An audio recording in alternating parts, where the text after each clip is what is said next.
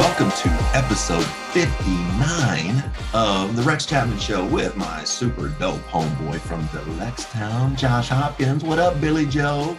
What's happening there, Rex Chapman? How are you, bud? I'm good, man. I'm good. I do want to say publicly, I mean, it's a little late now, but happy birthday. You just had a big birthday. How old you turned? 55, Josh. I'm 55. Wow. Wouldn't it be cool if you were turning 59 today on the 59th episode? That would be really cool. But anyway, happy birthday. Thanks. I won't see 59.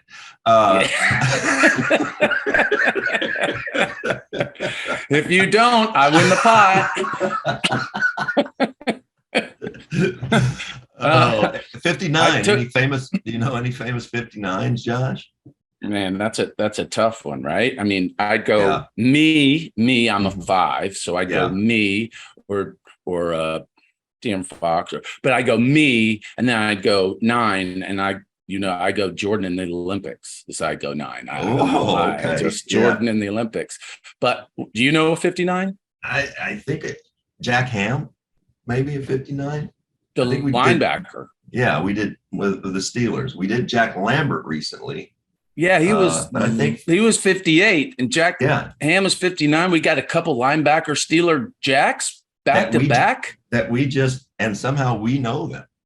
Like it's crazy. They're not friends of the show, but not friends of the show. We know who they are. Yeah. 59. Yeah. Yeah. That was 59. Not many 59s in basketball. Not many. Hey, buddy, have you read anything this week? We should do book club. Oh yeah, let's let our listeners know what we're catching up on this week. I had a tough week actually. I had to do stuff, and I called my mom quite a bit, and I don't know, there was some good TV on, but I wore a red shirt one day. Did it have any words on it?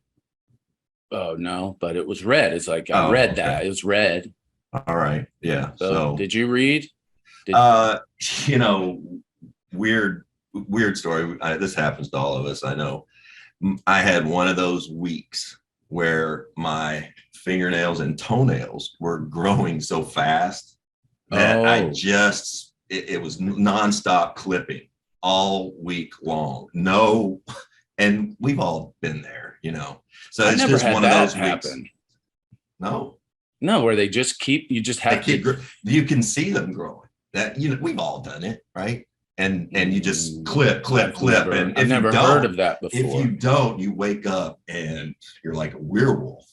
So I was clipping all week, had no time to read, so I didn't read anything either. Never heard of that happening, but yeah. Anyway, well, that's been book club. Look at my hair; looks good. What else we got there? Oh, look, you got your Prince behind you again. I do. Yeah, I love that. Miss that, dude. Rex, on an episode of Cougar Town, there was a Halloween episode, and my character Grayson went as Prince. And I think we have a picture in the look in the picture. I'm very much doing that look that you see. Yeah, here we go. Look at that. Look at that. Huh? Looks nice, doesn't it? Oh, it's genius. I love it. That whole week, I was method. Were you? Yeah. Every time they'd finish makeup, I'd go, "You're welcome," and walk off. Game. Blouses. I love it. I love it. Oh, you're a great actor, Josh. You're a great actor. It's amazing. It's amazing. It is. Sometimes. It is. What a gift. It is. What a gift. I love that. I gotta have that framed.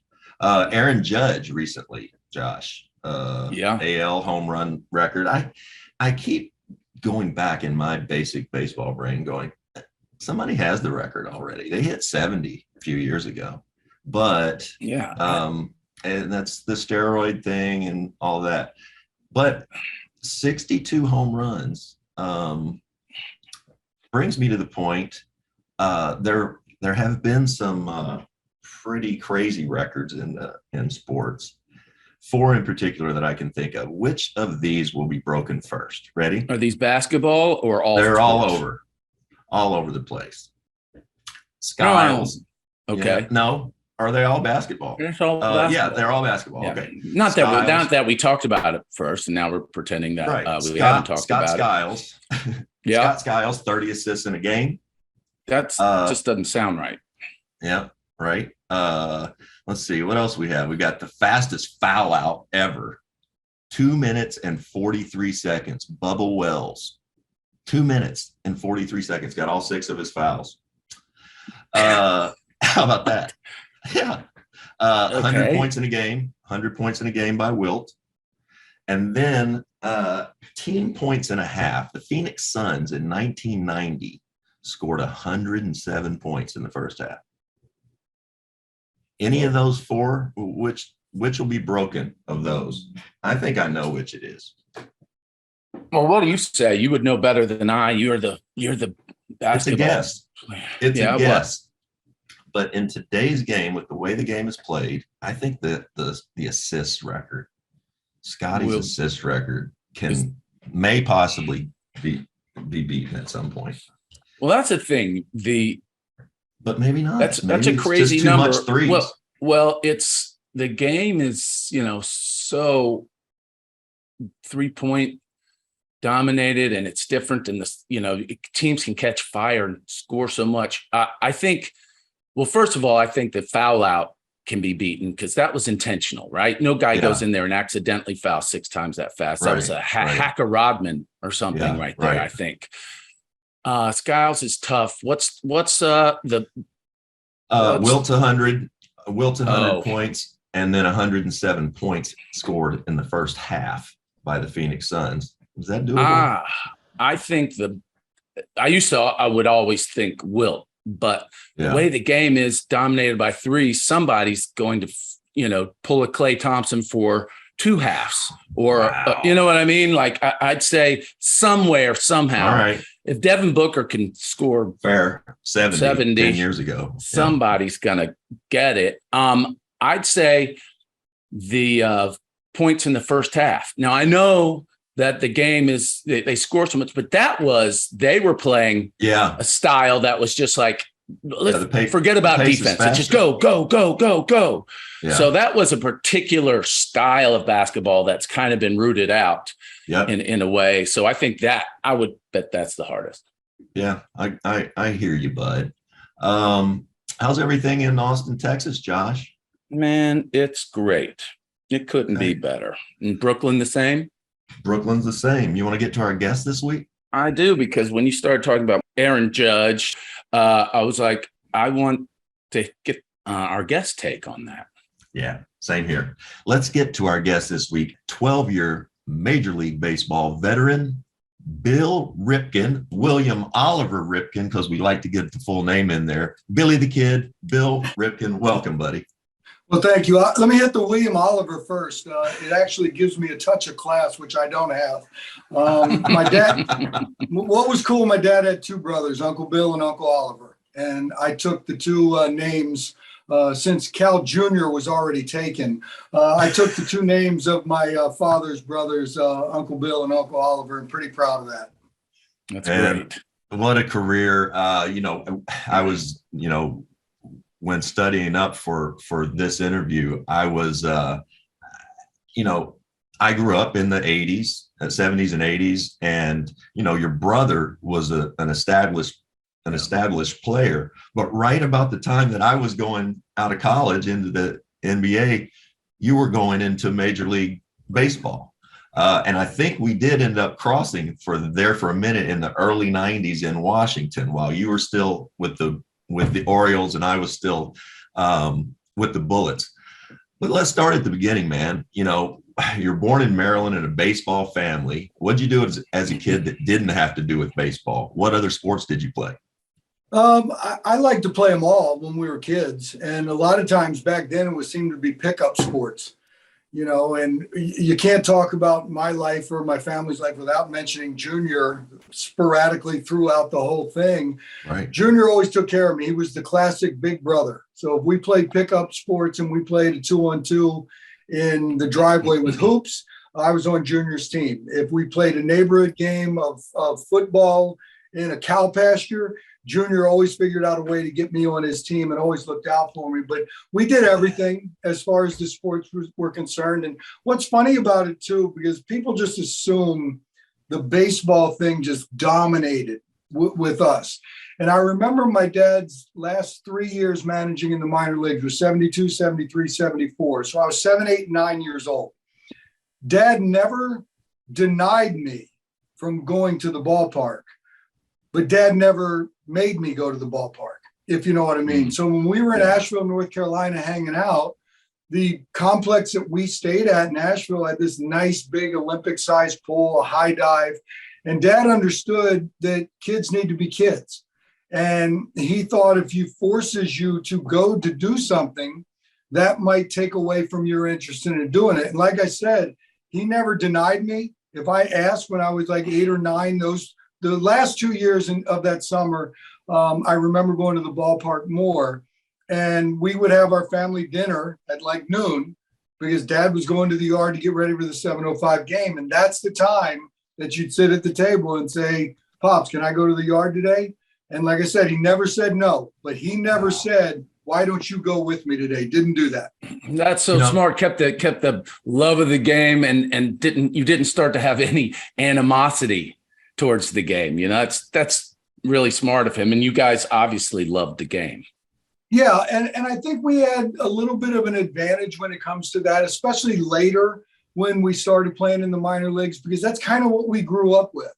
But I mean, I can remember hanging out in the dugout at 8 and 9. I remember those years more because I bat boyed more.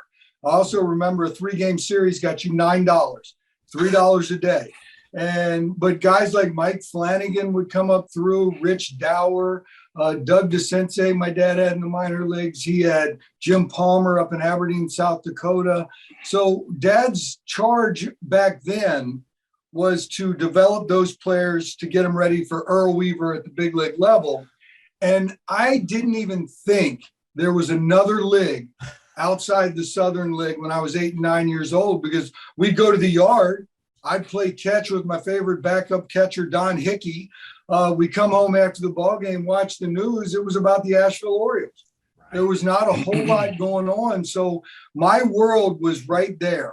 And being able to go to the yard, clean some spikes, run and get hot dogs for the starting catcher, Terry Clapp, because he tipped pretty well.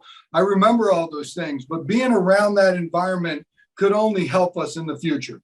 What a childhood. I mean, you got to look back on that because now you realize with perspective how lucky you were. That's heartwarming. All American. Yeah, and the cool thing about that too was, a lot of people, we talk about Senior, and I'll talk about him more with this, I'm sure, but we also had Mom. And when Dad was away, so, he'd go to spring training, we're in school. Yeah. Kids are in school. We can't go. So we didn't go meet up with Dad until school was out. And then Mom's loading up the Buick Electra 225 with 4 Rugrats. Sometimes pulling a red trailer with that aftermarket U-Haul attachment trailer hitch on it. And she's driving us, to meet up with Pops. So I think our group, my sister Ellie, Cal, Fred, myself, we had each other, when we went away and did these things. But the cool thing about being able to do that was we had stability in the family. Even though Dad was gone, Mom could play Mom and Dad pretty well at home on her own. Pretty strong woman at the time and driving us around and just giving us the support that we needed. Steph Curry's record-breaking three-pointer, Jason Tatum's buzzer-beating alley-oop, Ja Morant's poster dunk. NBA Top Shot is where the greatest moments from NBA history are turned into officially licensed digital collectibles. NBA Top Shot has evolved trading cards by making it easier to buy, sell, and collect by removing the hassle of grading, shoeboxes, and shipping fees. You can buy or sell moments in a few clicks and access them at any time on your phone or computer.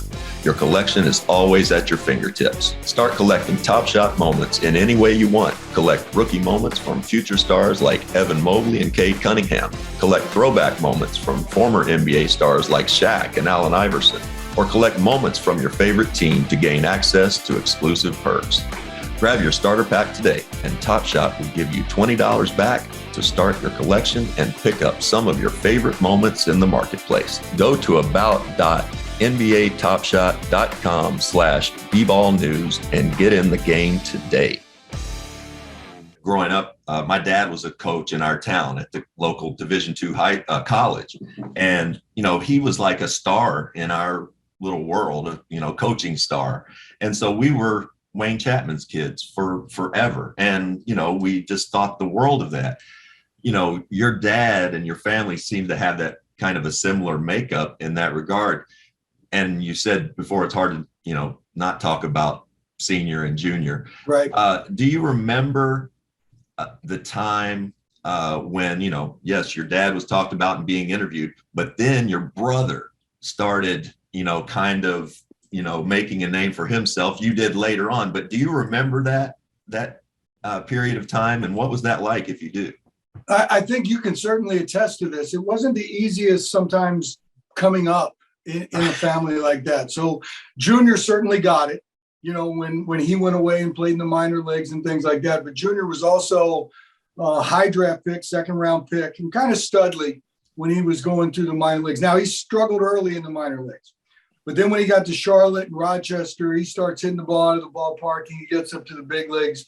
I followed Junior. My senior year in high school was 82. Oh, by the way, Junior's now Rookie of the Year in 1982.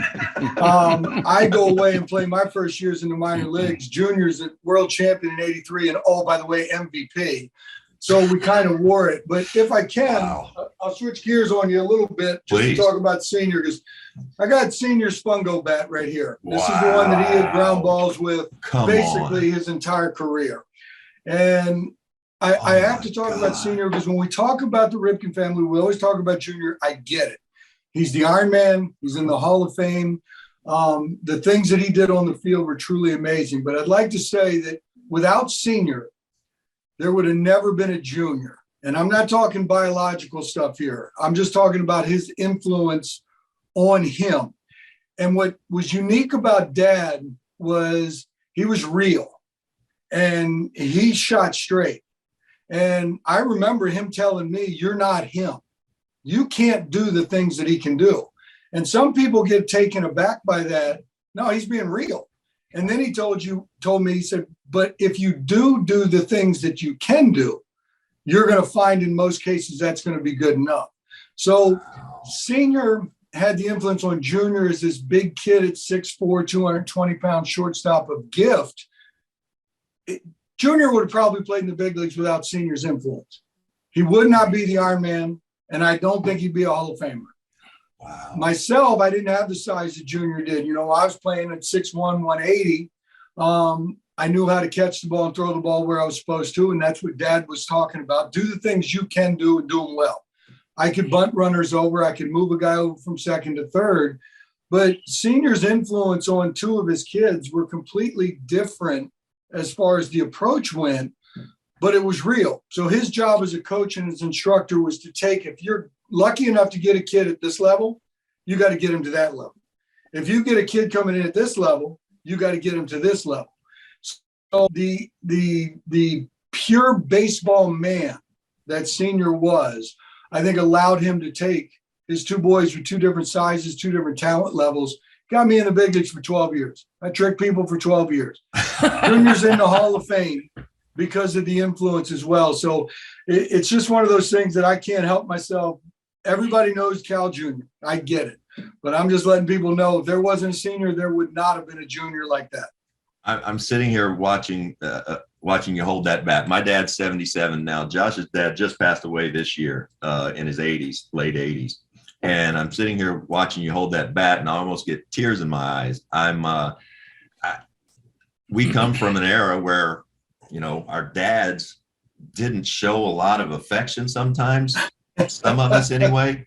And so I wonder, you ended up playing for your dad in the big leagues with your brother on the same team.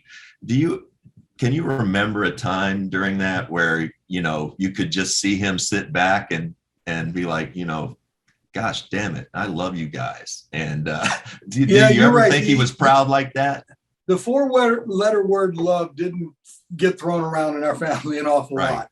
Right. And Senior had this edge about him. A lot of people thought he was just as hard as nails, which he was.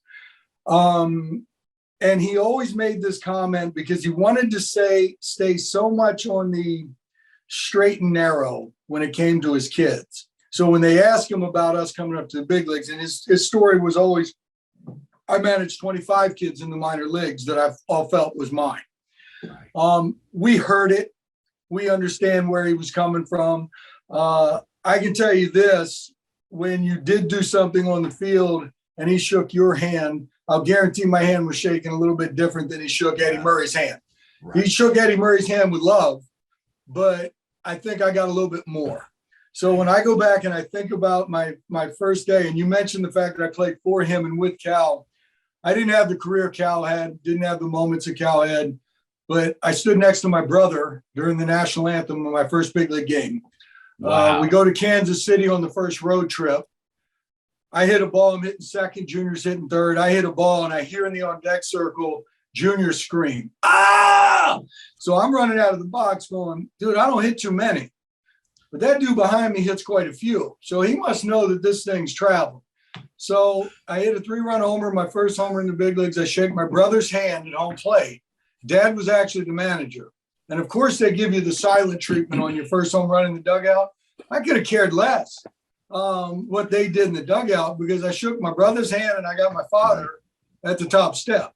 And that handshake right there, he didn't shake anybody else's hand like that. Maybe Cal, but nobody else got that handshake. So you knew there was a sense he cared about what we did a little bit more than everybody else, and I'm glad he did. Didn't always say it, didn't always show it. The L word was not thrown around in our house, right? But we knew.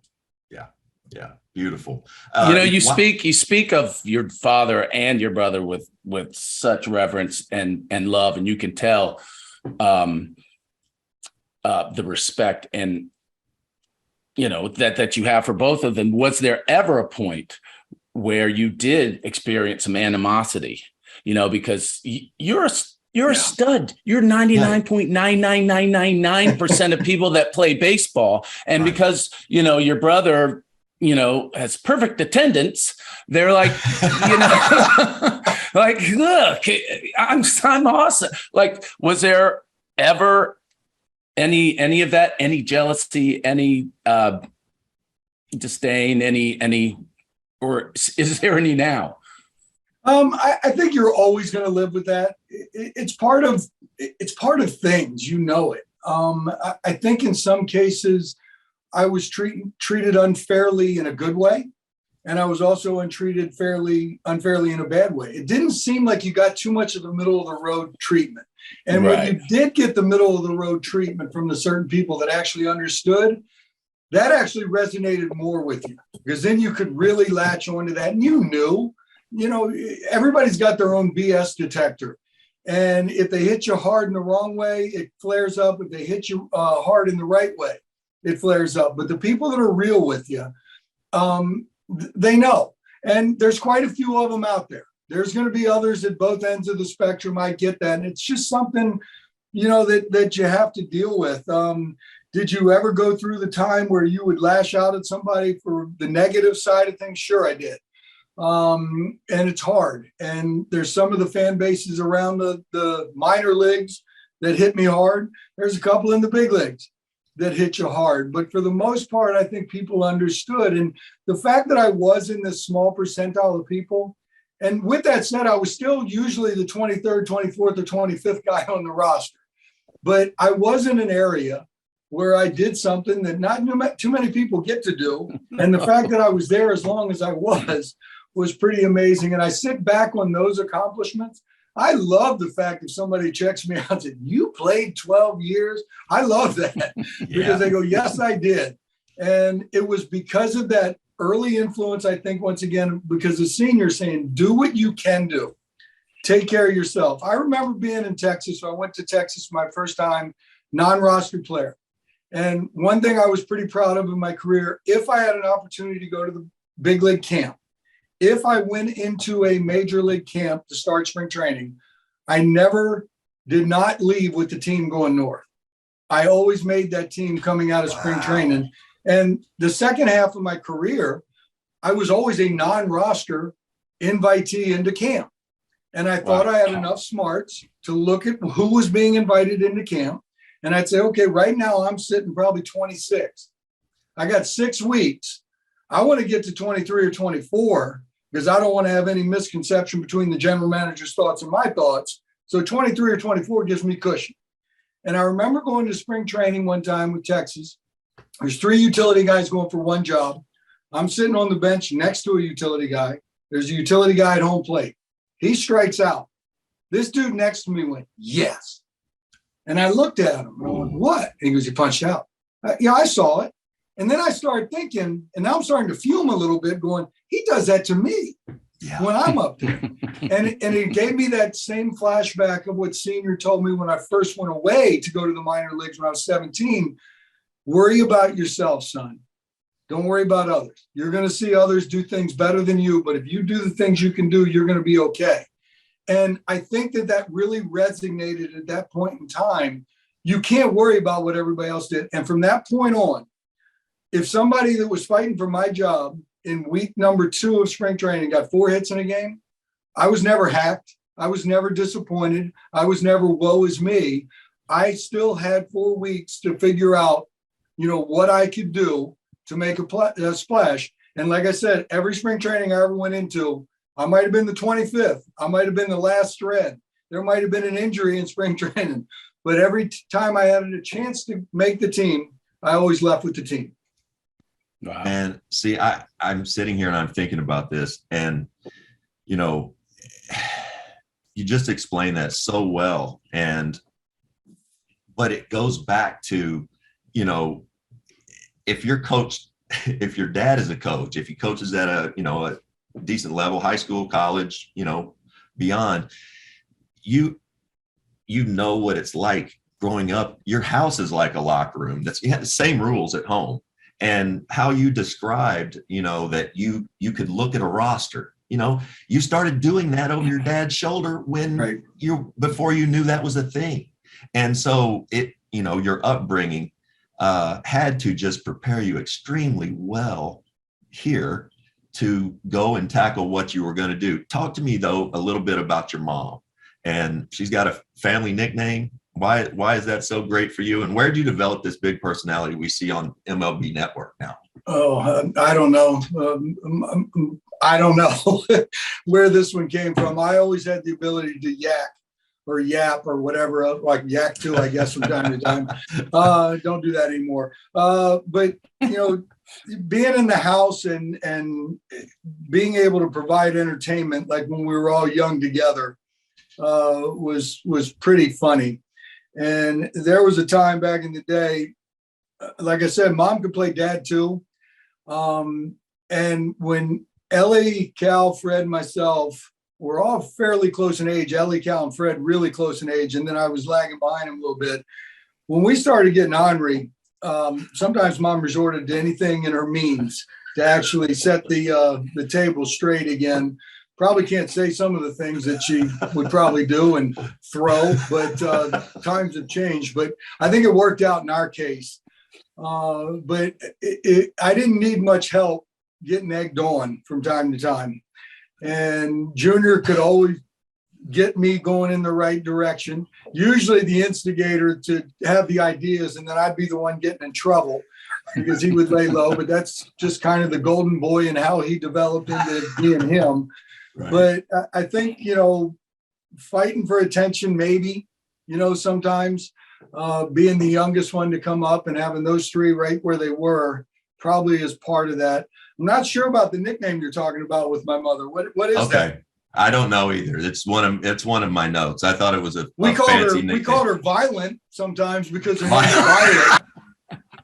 Okay, that's got to be it. and when she needed to be, I think she could.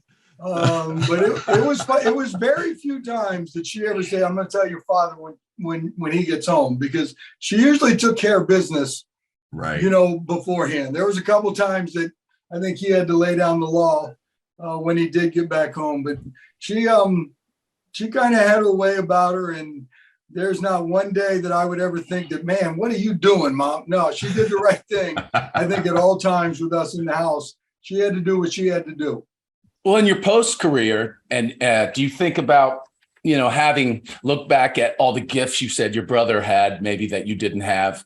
Do you look now and say, look, I have these gifts that he doesn't have in post career? He could not do what you do broadcasting. Your personality, your flair, your charisma, not that he doesn't have any of those things, but that's a true gift you have. Do you ever think about those gifts now that you're not playing ball? Yeah, I don't want to say that I'm better than him on TV, but I'll say it. You know what? It's funny because once again, when I view what I do up there at the network, and I think I see the game very similarly that my father did. And I remember back in the day when he would stand at the top step of the dugout in the minor leagues and he's watching something, and he had this ability. There might be instructors in the game now that had more individual knowledge of one specific.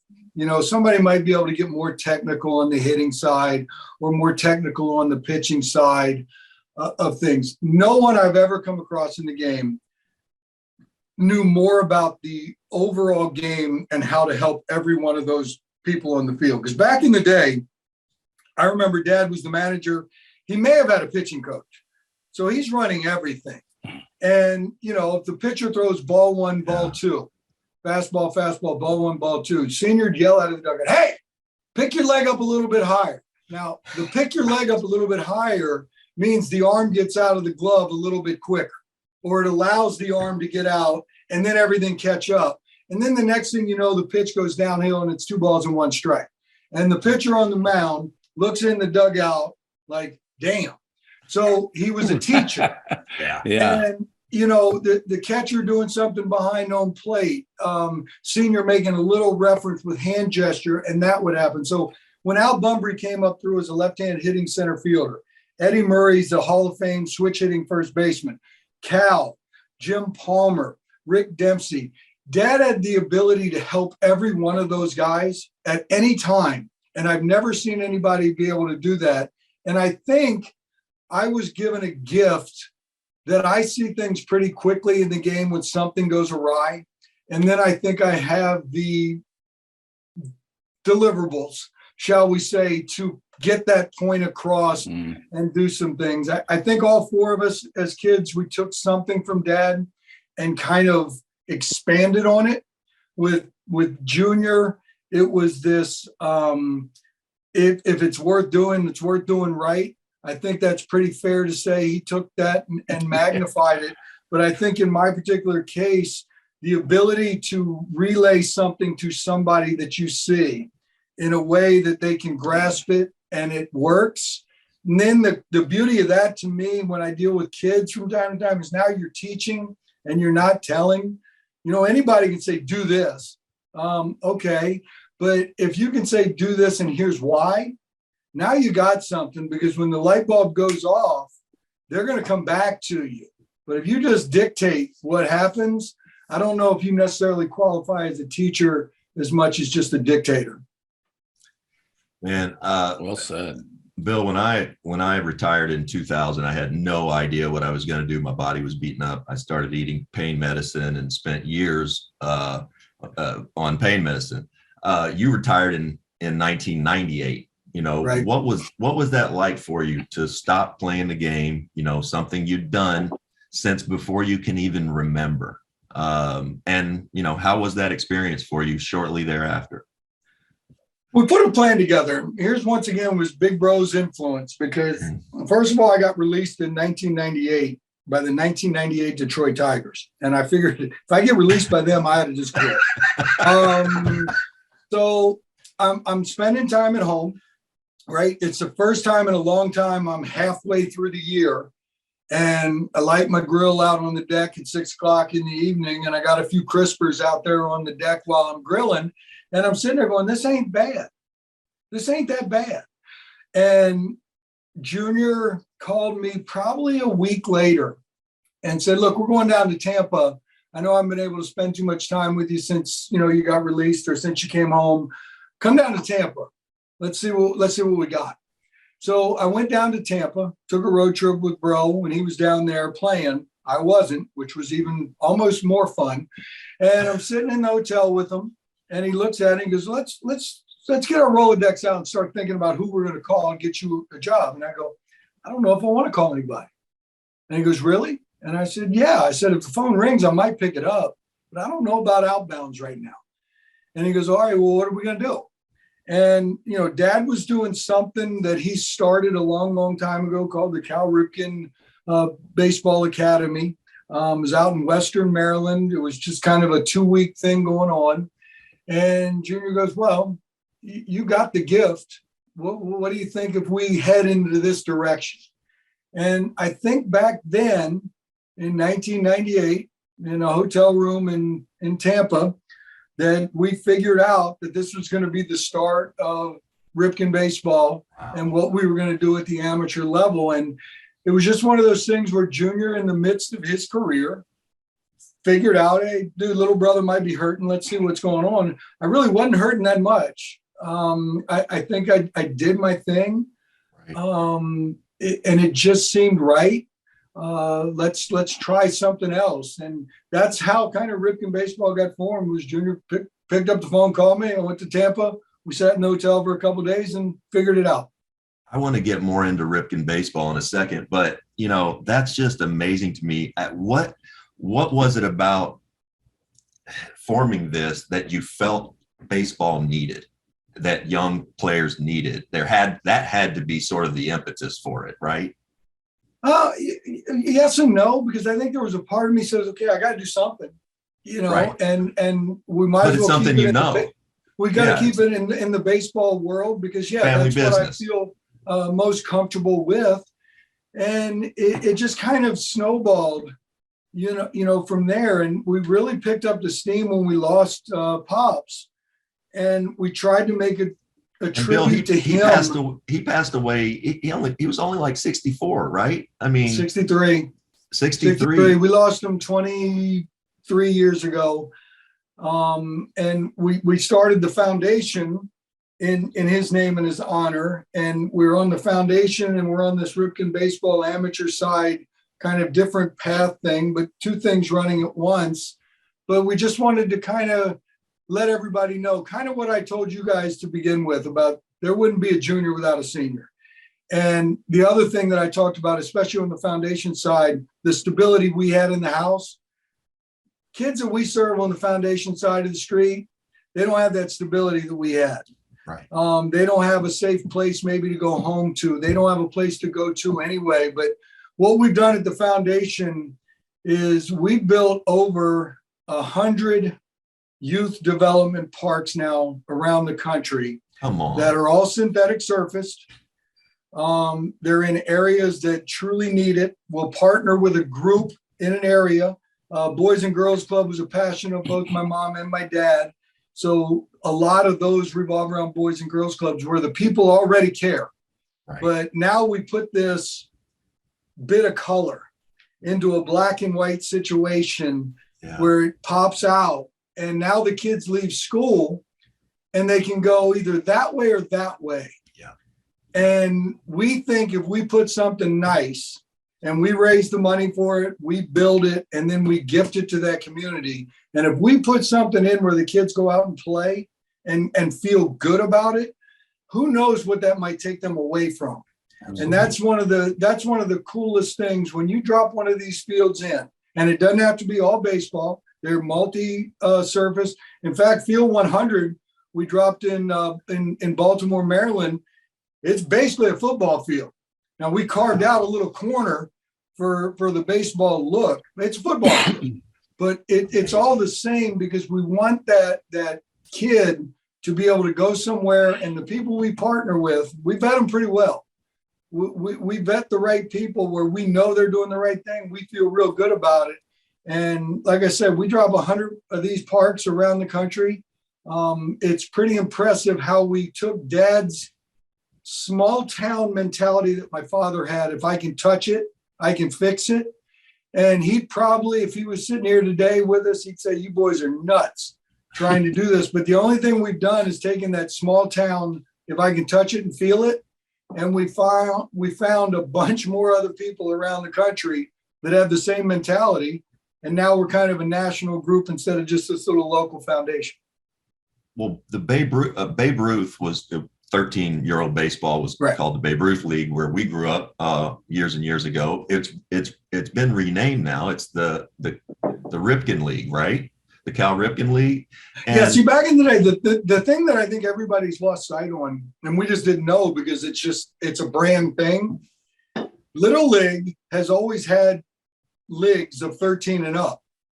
And Babe Ruth has always had leagues that were 12 and under. And the brand, or that Coke or that Kleenex, type thing that's been out there.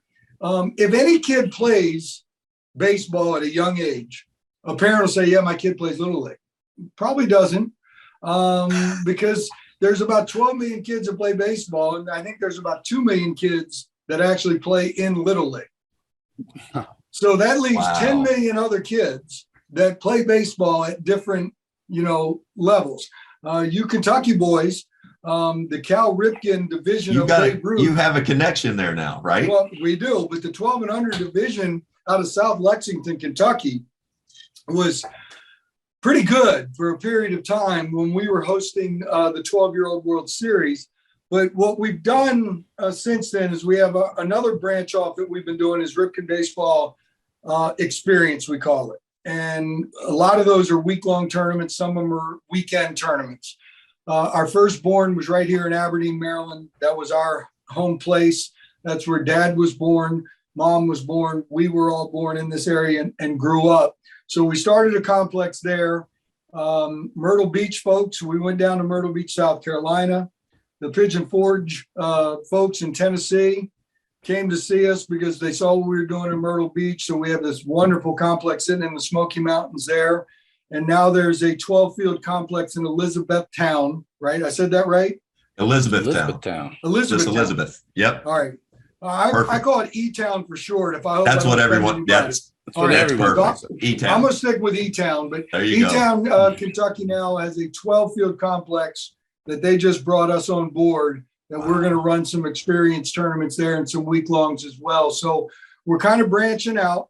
I don't know how many teams we did last year, 1,500, another 600, another 500, another 400. You do the math. That's a lot of kids that come through. And what's pretty cool too is I'm at the age, some of these younger players that just got out of the game. So Mark DeRosa just had his kid up at Pigeon Forge, Tennessee playing a tournament. Big Jim Tomey with his 612 homers brought his 15-year-old boy down to Myrtle Beach with a tournament. Sean Casey's had his kids through our tournaments. Al Leiter's had his kid through the tournament. So I see all these guys coming through. Brian McCann just had his 9-year-old team up in Pigeon Forge as well. It's fun to see that because I'll bounce in to these different tournament destinations and do my thing. And I'll look over and I see a familiar face and I go, really? And then you go over and chat to them and see what you have. But it's an awful lot of fun. I got some really good people that are on our staff and watch out for our brand probably way better than me and Cal could ever do because they're dealing with the crazy parents and umpires and sometimes volatile coaches that they see. And I think they handle things extremely well when we have tourneys and everything else. So it's a lot of fun to think that we can bring kids in. And these complexes are nice. I mean, I'm telling you, nice.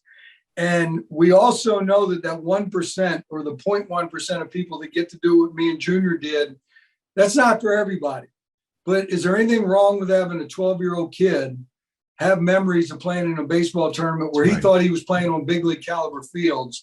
Because in our complexes, we think they're big league caliber fields. So we're trying to do right by that and let these kids have a great experience and a good memory of baseball.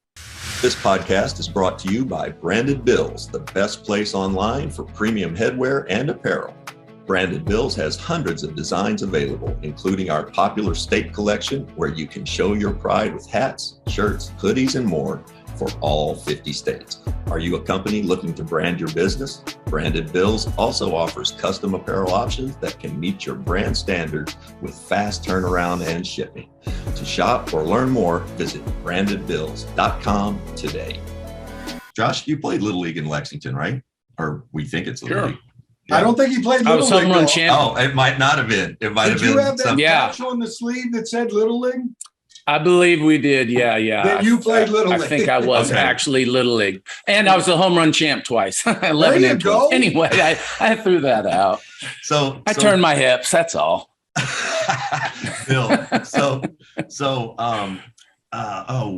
was just getting ready to ask you about something with your brother, and I've completely lost it. Oh no, that clears it up. Yeah, I know. I'm sorry. Yeah. Jump in there, Josh. I had one thing I really wanted to ask Bill.